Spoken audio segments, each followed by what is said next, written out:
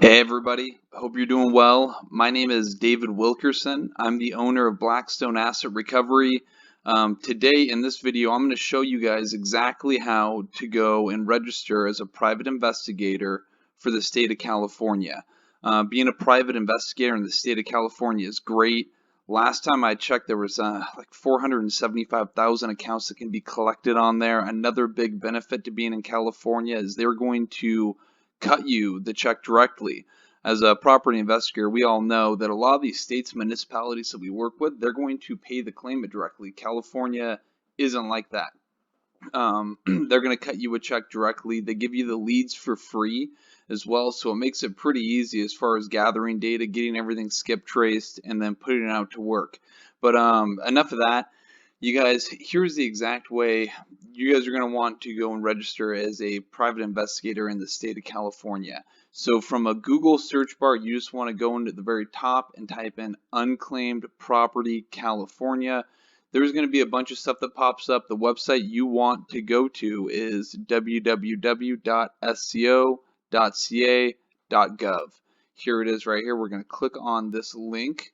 From here, it's going to bring you to the state controller's office website.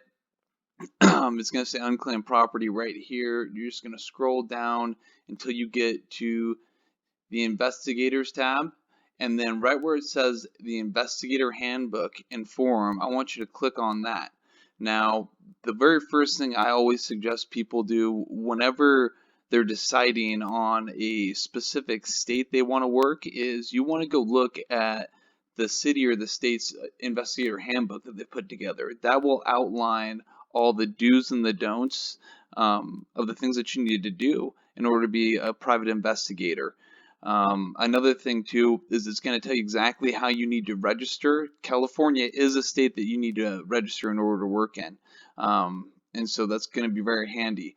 So here is the Investigator Handbook.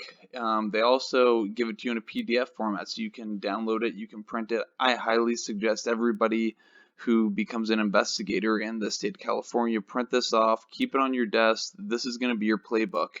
Down here, I think on page 7 is where it's going to give you the instructions on what you need to do in order to register as a private investigator.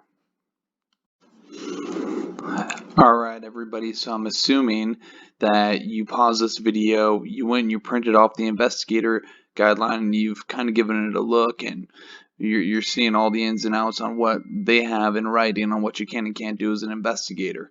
What they're going to want you to do is take out a piece of paper and they're going to want you to write on a company letterhead your LLC or your business name, your personal information, your home address, and then your business IN number. Good thing about California is they don't charge you to become an investigator. The turnaround time is super quick. As you can see, they want you to print all this out and mail it to the state controller's office in Sacramento here. But what I did was I just typed it all out, I printed it, and then I emailed it to the lady that runs everything in that department. That's right here. So here's literally what I have sent the state of California, and this is all my personal information.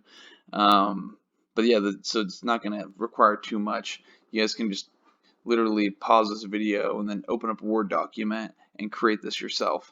But that's pretty much the in and out as far as registering as a asset locator in the state of California.